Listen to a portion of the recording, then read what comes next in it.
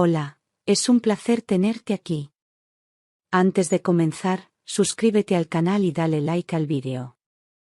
No quise decirle nada a Javier, bastaba con que mencionara a su madre para que su rostro cambiara y sus palabras se volvieran cuchillas. Cada conversación sobre Teresa terminaba con gritos, culpas cruzadas y portazos que retumbaban en el silencio de nuestro apartamento. Yo sabía que ella significaba mucho para él, pero también sabía que algo se había roto entre ellos desde hacía años, una herida que ninguno quería tocar. Por eso, esta vez decidí callar, tragarme la preocupación y actuar por mi cuenta. Sentía que si esperaba su permiso, podría ser demasiado tarde. Dijo que no tenía tiempo para visitarla, que ya estaba perdida, como si su madre fuera un objeto extraviado en el pasado. Lo dijo con esa frialdad que últimamente le temblaba en la voz, una mezcla de rabia contenida y vergüenza que no terminaba de entender. Alegó reuniones, trabajo, problemas financieros, cualquier cosa que lo alejara del deber que lo llamaba desde ese pueblo olvidado. Yo lo escuchaba en silencio, sin contradecirlo, porque sabía que cualquier intento de hacerlo entrar en razón solo avivaría su enojo. Pero por dentro, algo en mí empezó a hervir, una certeza: no podía dejar a Teresa sola. Pero yo no podía dormir sabiendo que la mujer estaba sola en aquel pueblo de Toledo, con el frío entrando por las rendijas de las ventanas y el silencio comiéndosela poco a poco.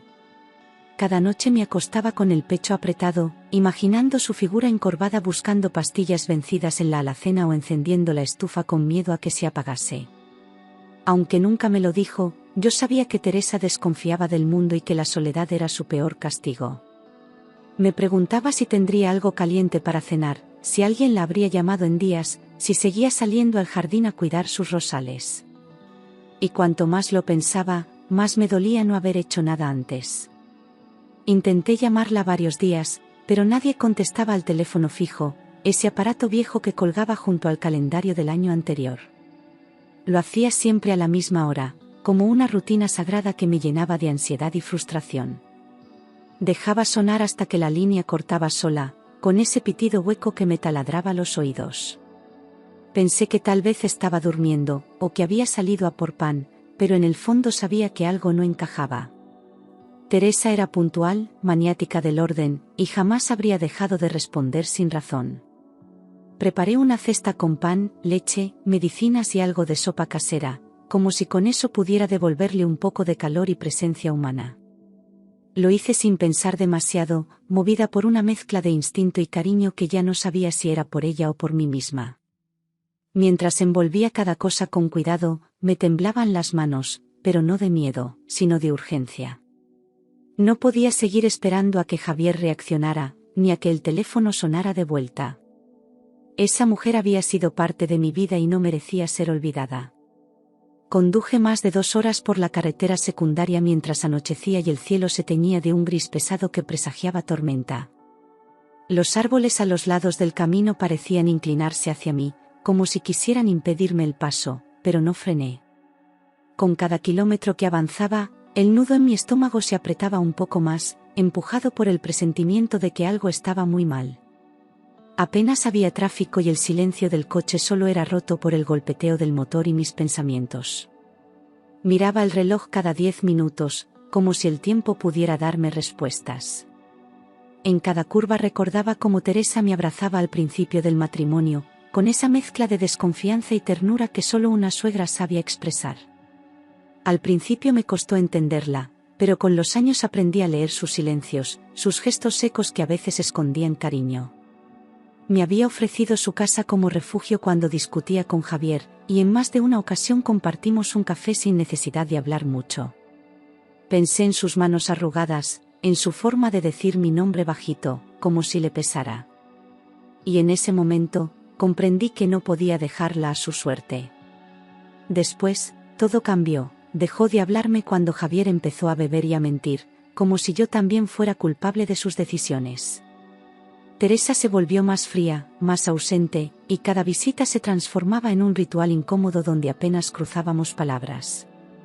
Yo intentaba mantener el puente, pero cada intento terminaba en un muro invisible que ella se negaba a derribar. A veces me preguntaba si había dejado de quererme, o si simplemente se había rendido a la tristeza. Pero aún así, en lo más profundo, no podía odiarla. El GPS perdió la señal antes de llegar. Seguí por intuición, como si los años de visitas me hubieran tatuado el camino en la memoria. Los faros del coche apenas iluminaban los baches del sendero, y la niebla comenzaba a caer sobre los campos como un velo espeso. El paisaje me resultaba familiar y extraño a la vez, como si algo se hubiera roto desde la última vez que pasé por allí. El silencio era tan profundo que podía oír el latido de mi propio corazón. Una vieja casa de piedra, con las persianas medio caídas y la luz del porche encendida, apareció al final del camino como un fantasma que no esperaba. Me detuve frente a la verja oxidada y sentí un escalofrío que nada tenía que ver con el frío de octubre. La fachada estaba igual, pero había algo en el aire, algo denso, como si la casa misma respirara con dificultad. Apagué el motor y me quedé unos segundos observando, esperando ver una sombra moverse tras los cristales. Pero no se movía nada. Solo el silencio. El coche de Javier estaba aparcado fuera, con las luces apagadas y una capa de polvo reciente sobre el capó, como si llevara allí más tiempo del que debía. Me quedé quieta al verlo, con una punzada en el estómago que me hizo dudar de todo lo que creía saber. Él me había jurado que trabajaría todo el fin de semana en Madrid, que no tenía intención de ir al pueblo. Bajé del coche despacio, mirando a mi alrededor, sintiendo que acababa de cruzar una línea invisible. Aquello ya no era solo una visita, era el principio de algo que no entendía. Se suponía que él estaba en el trabajo en Madrid, encerrado en la oficina de siempre, con llamadas, papeles y excusas para no estar presente. Había sido claro, incluso molesto, cuando insinué que debería llamar a su madre o pasar a verla. Por eso, encontrar su coche allí, en mitad de la nada, con la casa en penumbra, me descolocó por completo. Mi primer pensamiento fue que quizás había venido antes que yo, con buenas intenciones. Pero algo en mi pecho gritaba que no era así. Pensé que quizás había venido antes que yo, pero sin avisar, tratando de reparar el abandono en silencio, como una forma de redención que no necesitaba testigos. Me aferré a esa idea mientras avanzaba hacia la puerta, intentando convencerme de que todo tenía una explicación lógica. Pero los pasos se me hacían pesados y la cesta temblaba en mis manos como si ya supiera lo que iba a encontrar. No era normal que no me hubiera dicho nada, ni siquiera un mensaje. Y conociéndolo, eso no era casualidad. Empujé despacio la puerta y llamé, «Teresa», con la voz baja, cuidando de no parecer intrusa, aunque algo en mí sentía que ya lo era. La puerta crujió con un sonido largo y áspero que me hizo estremecer, como si la casa se quejara por ser molestada. Dentro, todo estaba en penumbra, apenas iluminado por la luz que entraba del porche. No se escuchaba nada, ni pasos, ni voces, ni el sonido de la radio que Teresa solía tener encendida todo el día. Me adentré unos pasos, conteniendo la respiración. Dentro, el aire estaba frío, a medicamento viejo y polvo, una mezcla espesa que se pegaba a la garganta y me obligaba a respirar por la boca. Olía a encierro, a abandono, a vida detenida por la mitad. La casa no parecía vivida, sino detenida, como si su dueña hubiese salido hace meses y nadie se hubiese atrevido a tocar nada desde entonces. Cada paso que daba hacía crujir el suelo de madera, rompiendo el silencio con ecos lejanos. Sentí que no estaba sola, pero tampoco acompañada. Escuché a alguien hablando por teléfono en la cocina, una voz baja, masculina, con ese tono forzado que uno usa cuando quiere parecer tranquilo sin estarlo. Me detuve en seco, con la cesta apretada contra el pecho, reconociendo al instante aquel timbre que conocía desde hacía años. Era Javier. Hablaba con alguien, no supe con quién, pero lo hacía en susurros tensos, como si temiera ser escuchado. Avancé un poco más, pegada a la pared, hasta que pude ver su silueta a contraluz. Era Javier, con el móvil pegado al oído y la espalda encorvada sobre la encimera, como si cargara un peso invisible.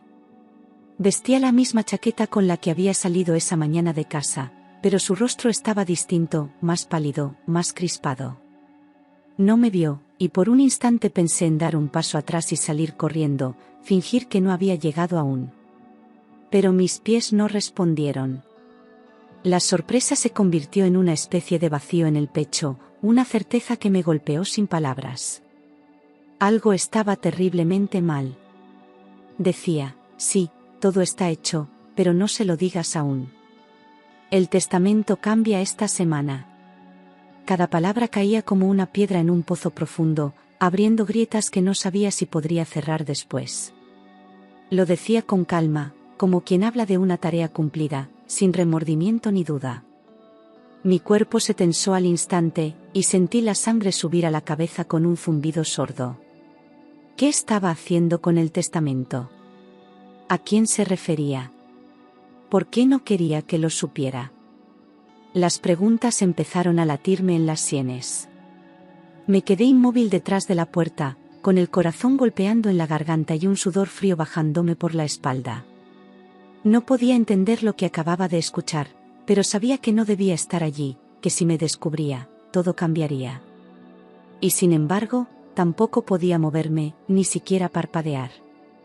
Era como si mi cuerpo se hubiera convertido en piedra, atrapado entre el miedo, la incredulidad y una rabia que apenas comenzaba a despertar. Lo que acababa de escuchar era más que grave, era una traición. Cuando colgó, se sirvió un whisky como si nada, con la misma rutina con la que lo hacía en casa, como si aquella conversación no hubiera existido. Se apoyó en la encimera, dio un sorbo largo y soltó un suspiro que parecía arrastrar meses de tensión. Yo seguía ahí, detrás del marco, conteniendo el aire, deseando desaparecer. Él no sabía que lo había escuchado todo, y ese pequeño margen de ventaja era lo único que me mantenía de pie. El silencio entre nosotros, aún sin haberse roto, ya había dicho demasiado. Entré sin hacer ruido y lo llamé. Se giró sobresaltado, con el vaso a medio camino de la boca, y por un segundo su rostro se descompuso como si hubiese visto un fantasma. «¿Qué haces aquí?», murmuró, tratando de recuperar el control, pero sus ojos lo traicionaban. Yo sostenía la cesta como si fuera un escudo, aunque lo que de verdad necesitaba era una respuesta. El aire entre nosotros era espeso, lleno de cosas no dichas y de una tensión que ya no podía disimularse. «He venido a traer comida a tu madre», dije, con la voz firme pero el corazón latiéndome con fuerza, mientras sus ojos buscaban una salida en mi rostro. No quería que sospechara que había escuchado nada, aunque mi cuerpo entero gritaba lo contrario. Él desvió la mirada, tragó saliva, y volvió a servirse whisky con la mano temblorosa. Asintió, como si creyera mi excusa o como si prefiriera fingir que la creía. Pero ambos sabíamos que ese encuentro no tenía nada de casual. «Se la llevaron al hospital esta mañana», respondió rápido, demasiado rápido, con una urgencia que no coincidía con la calma de quien está diciendo la verdad. Me miró de reojo, como esperando medir mi reacción antes de decir algo más. Yo mantuve la expresión neutra, aunque dentro de mí las piezas empezaban a moverse con violencia. «¿Y no me avisaste?», pregunté, controlando el tono, sabiendo que cualquier palabra mal colocada podía hacerlo cerrarse por completo. «Pensé que estabas ocupada», dijo, bajando la mirada. «¿Qué hospital?», pregunté sin rodeos, cruzando los brazos, ya sin fingir demasiado mi desconfianza. Su respuesta tardó unos segundos que pesaron como plomo, balbuceó algo ininteligible, luego dijo que no recordaba el nombre. Javier nunca fue bueno improvisando, y ese día menos que nunca. Me miró como quien suplica que no le hagan más preguntas, pero yo ya no estaba para juegos. Lo que estaba en juego era una vida, y quizás también la verdad sobre muchas otras cosas. Noté su respiración corta y las manos temblando mientras apoyaba el vaso en la encimera, derramando un poco del líquido sin darse cuenta.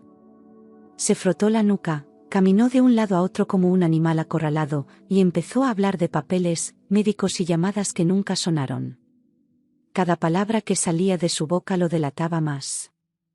No sabía si me mentía por protegerse o porque ya no distinguía la verdad de sus propias invenciones. Pero su nerviosismo era una confesión muda. Había documentos sobre la mesa y una carpeta notarial abierta, como si hubiera estado trabajando en algo importante justo antes de mi llegada. Me acerqué despacio, mientras él intentaba ponerse entre mí y los papeles, pero ya era tarde. Alcancé a ver firmas, números y una hoja que llevaba un sello oficial. Son solo cosas pendientes de mamá, dijo, tratando de sonar tranquilo. Pero yo ya no podía creer en nada de lo que saliera de su boca. Leí de reojo, notaría de Illescas, modificación de testamento, y sentí que el suelo bajo mis pies se movía. No dije nada, solo lo miré a los ojos y vi, por primera vez en mucho tiempo, miedo real en su expresión. Él retrocedió un paso, como si yo fuera la amenaza, como si el peligro ahora estuviera en mi conocimiento. Ese papel lo cambiaba todo, porque confirmaba que lo que escuché no había sido una pesadilla, sino un plan en marcha. Javier ya no podía esconderse. Entendí que estaba cambiando la herencia de su madre, que lo que quería no era cuidarla, sino asegurarse de quedarse con todo antes de que ella muriera. La frialdad de su estrategia me revolvió el estómago, ni siquiera esperaba a que ella partiera por causas naturales. Quería acelerar el final, borrar cualquier oposición, quedarse solo con los beneficios. Yo ya no era parte del matrimonio en su cabeza, era solo un obstáculo más. Y lo peor de todo es que lo estaba haciendo sin el menor remordimiento. «No tienes nada que hacer aquí», me gritó, arrebatándome la cesta con un gesto violento que no había visto en él antes.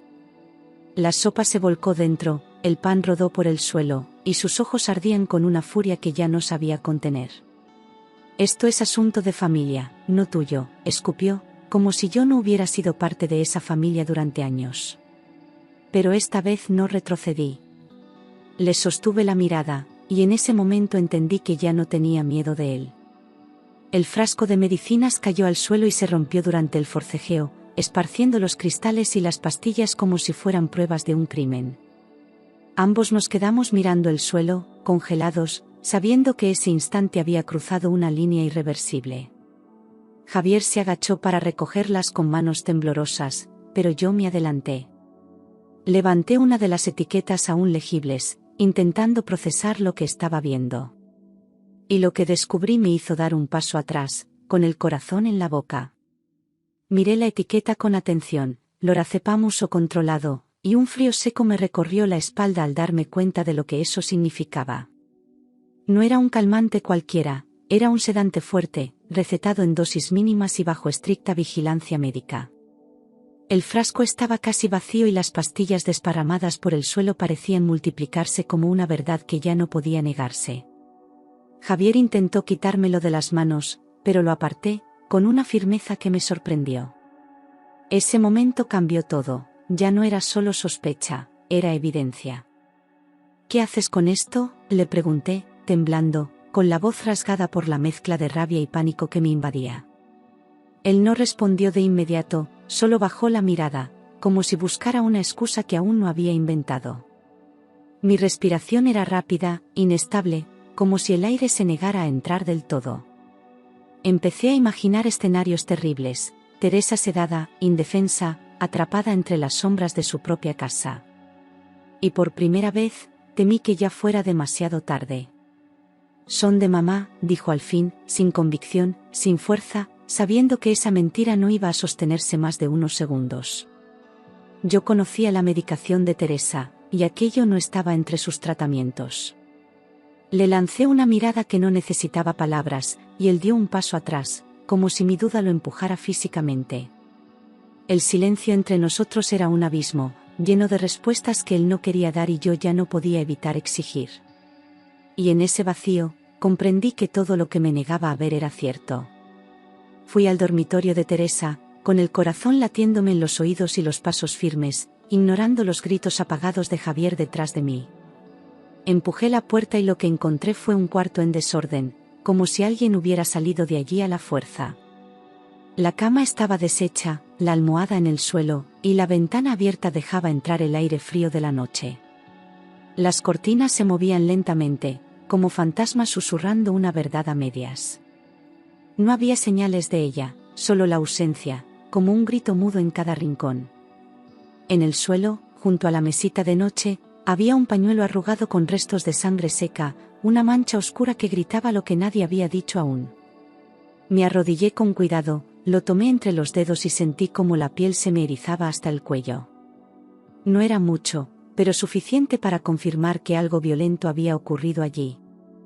Me giré lentamente hacia la puerta, esperando que Javier apareciera para explicarlo, para decir que había una razón. Pero el pasillo seguía vacío, tan vacío como su alma. «Te estás metiendo donde no debes», murmuró él desde el pasillo, con la voz baja pero cargada de una amenaza helada que me hizo apretar el pañuelo con más fuerza. Su sombra se proyectaba en la pared, recortada por la tenue luz del salón, y por un momento creí que era capaz de cualquier cosa. No me moví, no respondí, solo lo miré, sabiendo que si le mostraba miedo, ya había perdido. Aquella no era la voz de un hombre acorralado, sino la de alguien que sentía que aún tenía el control. Pero yo ya no estaba dispuesta a cederlo. Salí corriendo hacia el coche, con la cesta abandonada en el pasillo y el pañuelo aún en la mano, como si eso pudiera protegerme. Oí sus pasos detrás de mí, cada vez más cerca, y el pánico me quemó el pecho como un fuego salvaje.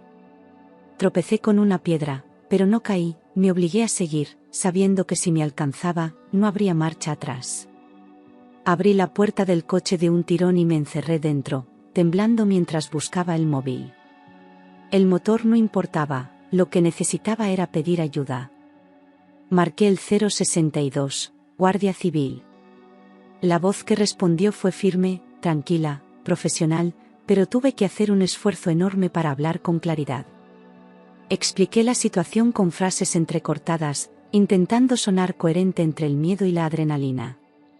Posible sedación forzada, posible alteración de testamento, mujer mayor desaparecida, repetí, como si al decirlo en voz alta me creyera a mí misma.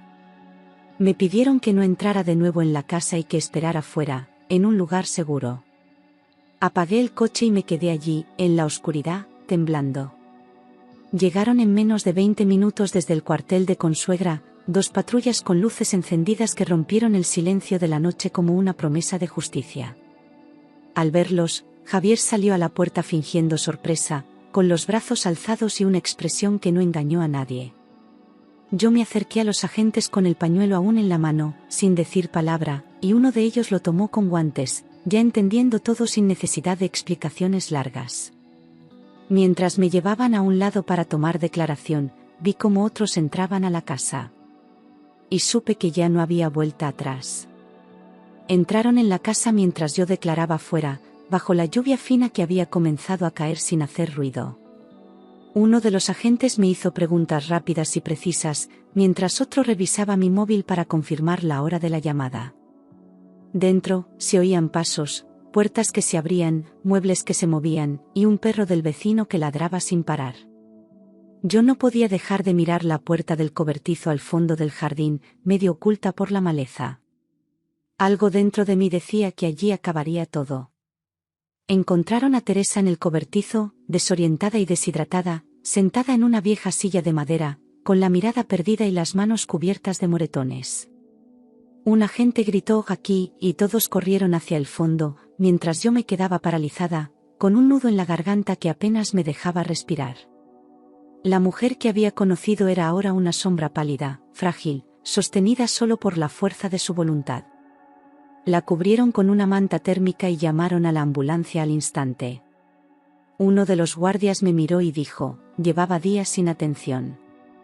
Si no llega a venir hoy. La trasladaron al Hospital Virgen de la Salud, en Toledo, con luces de emergencia encendidas y un equipo médico que no dejó de trabajar ni un segundo.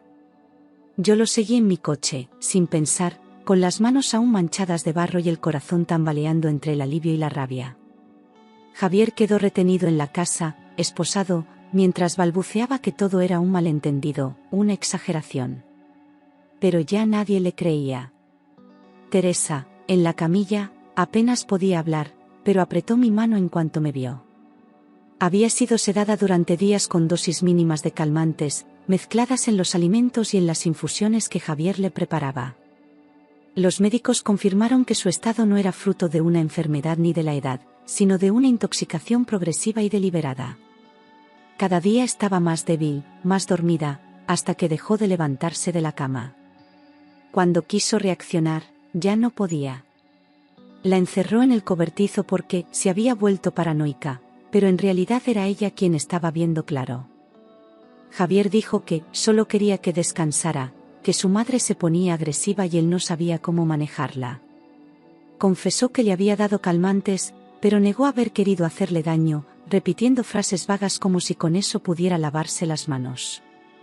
No sabía que le afectaría tanto, insistía, sin mirar a nadie a los ojos. Pero sus palabras ya no tenían peso. Todo el que había visto a Teresa entendía que aquello no era un error, era una elección. Los médicos confirmaron intoxicación intencional, y la Guardia Civil abrió una investigación formal por tentativa de homicidio y maltrato continuado. Registraron la casa entera, incluyendo cajones, ordenador personal y extractos bancarios. Cada detalle apuntaba a una planificación meticulosa, con movimientos calculados para apartar a Teresa y quedarse con todo. Yo fui citada a declarar como testigo directa, y por primera vez en mucho tiempo, hablé sin miedo.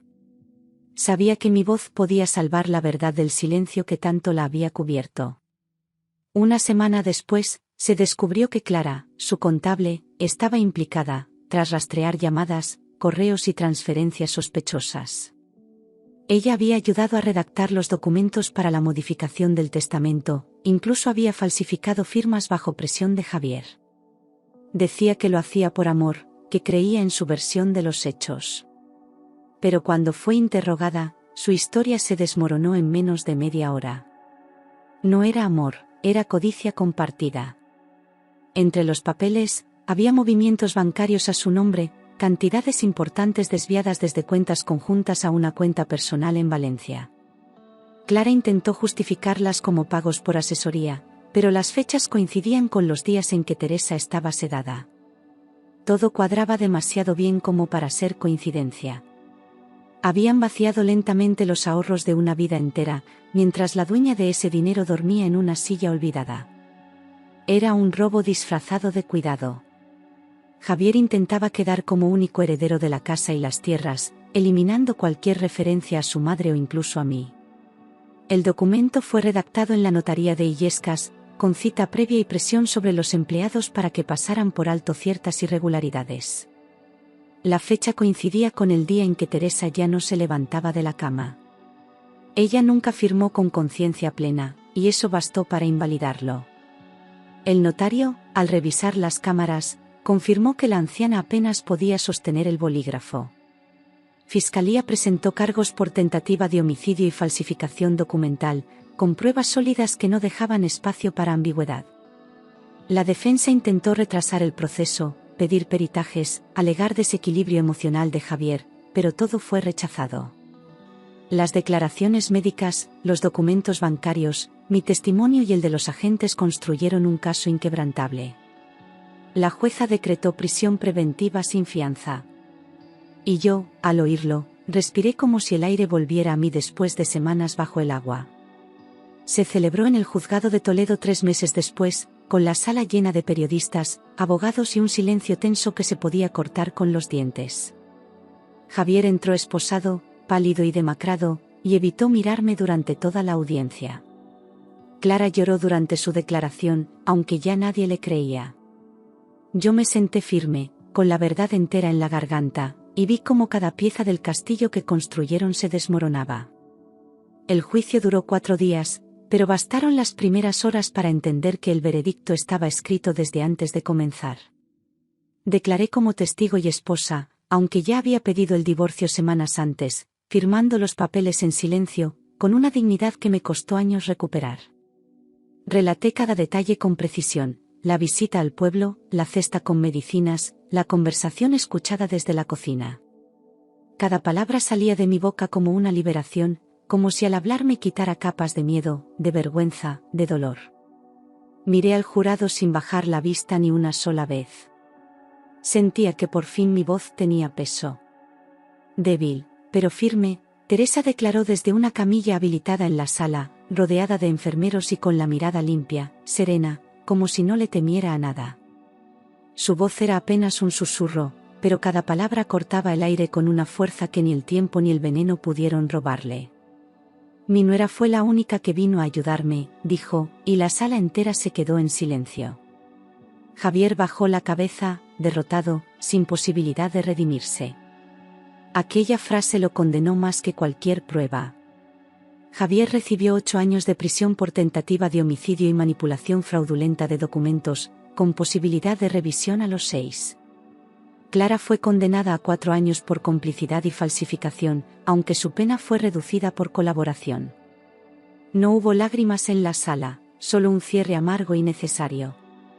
Yo salí del juzgado con una mezcla de alivio y vacío, sabiendo que nada devolvería lo perdido. Pero también sintiendo que, por fin, alguien me había escuchado.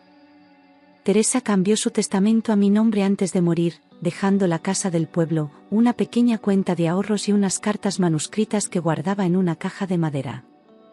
Lo hizo sin avisarme, sin buscar agradecimientos, como un acto final de confianza que me dejó sin palabras. Cuando me llamaron del despacho del notario, creí que era un error. Pero al leer su letra, supe que no lo era. Tú estuviste cuando nadie más lo hizo, había escrito. Fue un día gris, apenas 3 personas acudieron al cementerio, yo, el médico del hospital y una vecina que le cuidaba los rosales en primavera. No hubo música, ni flores caras, ni discursos largos. Solo silencio, lluvia suave y el sonido de la tierra cayendo sobre el ataúd. Me quedé hasta el final, con un paraguas prestado y el corazón pesado, despidiéndome en silencio de una mujer que me dio más fuerza con su último gesto que muchos en vida. No lloré por Javier. Lloré por la familia que nunca tuvimos, por los años vividos entre dudas, por el amor que se convirtió en costumbre amarga. Recordé nuestras primeras risas, nuestros viajes, nuestras promesas, y me dolió saber que todo fue devorado por la ambición. Intenté perdonarlo, por mí más que por él, pero no pude. Algunas traiciones no se curan con el tiempo, se entierran con dignidad. Vendí la casa del pueblo y abrí una pequeña tienda en Alcalá de Henares, un local modesto con estanterías de madera y olor a pan recién hecho. Los primeros meses fueron duros, pero cada cliente que entraba me recordaba que la vida puede renacer desde el polvo. Le puse el nombre de Teresa a la tienda, sin apellidos, solo eso, como un homenaje silencioso. Allí encontré paz, rutina, una especie de redención cotidiana. Y por fin, un lugar que sentía mío. A veces, los clientes mayores me recuerdan a Teresa y su forma dulce de hablar, su manera de corregirte sin herirte, su forma de mirar sin juzgar. Me sorprendo repitiendo frases que eran suyas, gestos que creía olvidados, detalles que solo se notan cuando el ruido desaparece.